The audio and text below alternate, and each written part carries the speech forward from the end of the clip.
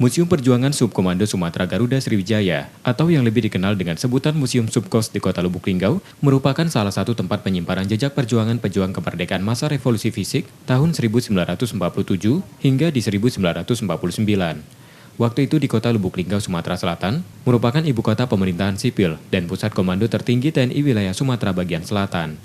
Subkos salah satu yang dijadikan markas besar Komando Militer Sumbaksel, selain kota Palembang, Jambi, Lampung, Bengkulu, dan Bangka Belitung, selama Perang Kemerdekaan sampai menjelang awal kemerdekaan. Di bangunan ini tampak berbagai data dokumenter, maupun peninggalan perjuangan rakyat Sumatera bagian selatan pada masa revolusi.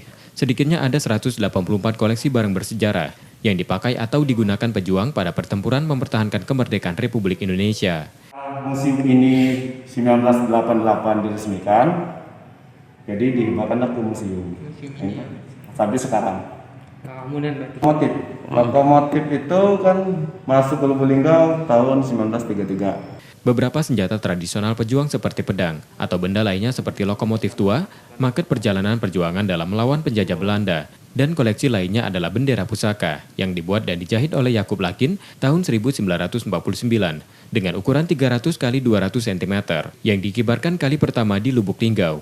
46 itu dibagi atas tiga wilayah, yaitu Komando Sumatera Tengah, Komando Sumatera Utara, Komando Sumatera Tengah, dan Komando Sumatera Selatan. Di atasnya sekali adalah Komandemen Sumatera, jadi Suharjo Wardoyo. Nah, singkat cerita, untuk seluruh Sumatera Selatan, yang dimaksudkan Sumatera Selatan itu adalah 5 provinsi sekarang. Museum Subkos ini masih berdiri dengan kondisi apa adanya, meski banyak menyimpan cerita dan benda sejarah perjuangan rakyat di Sumatera bagian selatan. Sukma Aldino, Kompas TV, Lubuk Linggau, Sumatera Selatan.